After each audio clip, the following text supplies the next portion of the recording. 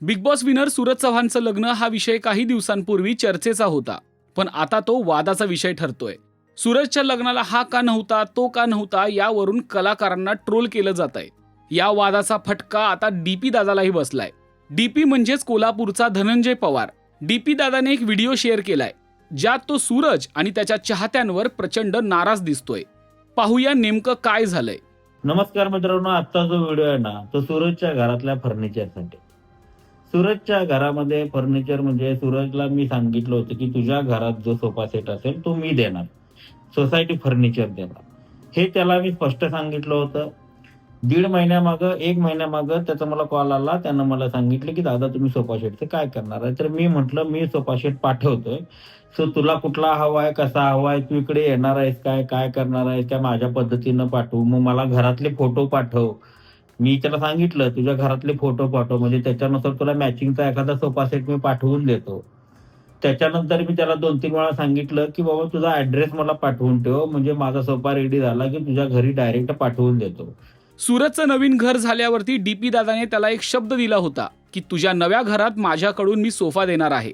त्यानंतर लग्नाच्या आदल्या दिवशी डीपी दादा सूरजला भेटून गेला. लग्नाच्या वेळी दिसलं की सूरजच्या घरात सोफा आला, पण तो एका भलत्याच फर्निचरवाल्याचा होता. आता यावरून सूरजच्या चाहत्यांनी डीपी दादाला ट्रोल करणं सुरू केलंय. अत्यंत खालच्या भाषेत डीपी दादावरती टीका केली जातीये. पण गप्प बसेल तो डीपी दादा कसला. त्यानेही या आरोपांवर सडेतोड उत्तर दिलंय, ज्यामध्ये त्याने सूरजवर देखील आपली नाराजी व्यक्त केलीये. पाहूया डीपी दादा नेमकं काय म्हणाला. इव्हन मी त्याच्या घरात लग्नाच्या आदल्या दिवशी जाईपर्यंत त्यानं मला सांगितलं नव्हतं की मी फर्निचर बाहेरून घेतलंय. सांगितलेलं नाही. फर्निचर कधी आलंय, काय आलंय हे मला माहित नाही. पण त्या माणसानं मला सांगायला हवं होतं की दादा माझ्याकडे आले. इव्हन मी माझ्या पुण्याच्या पार्टीला सांगून तिथं सोफा रेडी सुद्धा करून ठेवला होता. माझ्या पद्धतीनं, माझ्या चॉईसनं, एक माझ्या हिशोबानं. कसा असावा, सिंपल ब्राऊन कलरचा. पण त्या माणसानं मला सांगितलं नाही आणि आज लोक कमेंट करतात की मतासाठी या माणसानं त्याला फर्निचर देतो म्हटलं. त्याच्यामुळं आम्हाला काय मतं मिळायला लागलेत हे आम्हाला माहित नव्हतं. त्याच्यामुळं आम्हाला काही मतं मिळतात हे आम्हाला घरात कधी माहित नाही. आज आम्ही जे इथं जे कोणी काय आहोत ना, ते आम्ही स्वतःच्या हिमतीवर इथं आहोत. लोकांनी जेन्युइनरित्या आम्हाला काहीतरी ते आमच्यामध्ये आहे हे बघून आम्हाला वोट केलेला आहे. ना की आम्ही सूरजला सपोर्ट करतोय म्हणून आम्हाला वोट केलंय, ना अंकिताला सपोर्ट करतोय, ना आम्ही निक्कीला विरोध केला किंवा अरबाजला विरोध केला, असं काही नव्हतं. त्या घरातले जे मतभेद होते, त्या घरातला तो एकोपा होता. जो ज्यांना आवडायचा तो त्यांना, आणि मी कधी कुठली गोष्ट करायसाठी मला काहीतरी मतं मिळतील म्हणून मी काहीतरी केलं, ह्या असल्या गोष्टी माझ्या रक्तात नाही आहेत.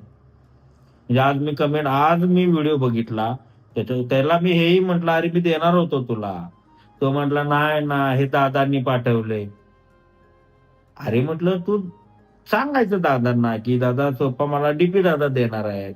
हे सुद्धा माझं बोलणं झालंय. आणि ते सूरजला विचारा ना जाब. मला काय विचारताय तुम्ही जाब?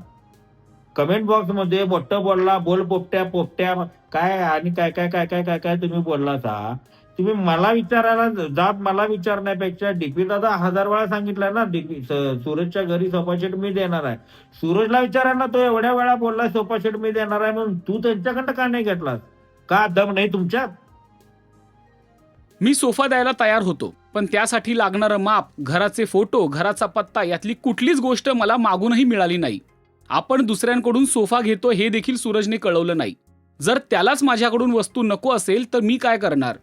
माझ्यावर आरोप करण्याआधी नेमकं काय घडलंय ते ऐका, असं म्हणत डीपी दादाने चुकीच्या कमेंट करणाऱ्यांची बोलती बंद केलीये.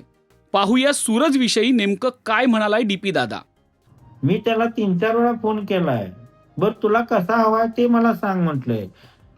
बर अंकिता एक गिफ्ट देणार होती. मी अंकिताला फोन केला, म्हटलं अगं मी असा असा सोफा पाठवणार आहे, 2-4 दिवसामध्ये मी काहीतरी करून पाठवायला लागलोय आणि तू काय करणार आहे? तर म्हणली नाही दादा मला पण काहीतरी द्यायचं, आपण थोडं विचार करून मी पण काहीतरी ठरवतो आणि ते लग्नात त्याला गिफ्ट देईन. इथपर्यंत डिस्कशन झालंय, पण यानं मटेरियल घेतलं हेच सांगितलं नाही. बरं हा पत्ताच पाठवायला तयार नाही, मी पाठवू कुठं? गाडीवाला पुण्यातनं निघणार, त्याला तर ऍड्रेस द्यावा लागेल ना.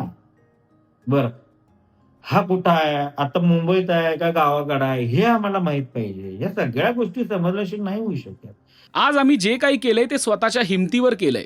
सूरजला मध्ये आणून प्रसिद्धी मिळवण्याची गरज मला नाही, असं डीपी दादा स्पष्ट शब्दात बोललाय. याशिवाय सूरजच्या काही चुकाही त्याने दाखवून दिल्यात. हा कुठं आहे, आता मुंबईत आहे का गावाकडे आहे, हे आम्हाला माहित पाहिजे. या सगळ्या गोष्टी समजल्याशिवाय नाही होऊ शकत. एवढ्या सगळ्या शहानिशा करण्याची मला गरज नव्हती. पण मी आज कमेंट बघितल्या, डीपी दादा काय फक्त मतांसाठी सूरजला जवळ केला का? सूरजला जवळ करणं आणि मतांचा काही संबंधच नव्हता. जवळ तर आम्ही वैभवलाही केलंय, जवळ तर आम्ही घनश्यामलाही केलंय. घनश्याम आजही माझ्या जवळ आहे, सूरज आजही माझ्या जवळ आहे. खेळाचा आणि मताचा काही संबंध नव्हताच तेव्हा आणि आम्हाला आज माहीतच नव्हतं की सूरजची वाह एवढी होते. माहीतच नाही.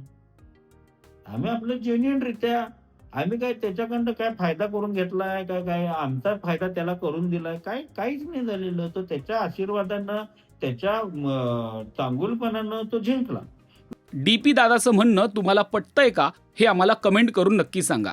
आणि मराठी मालिका विश्वातील ताज्या अपडेट, बातम्या आणि गॉसिपसाठी सबस्क्राईब करा राजश्री मराठी शोबज.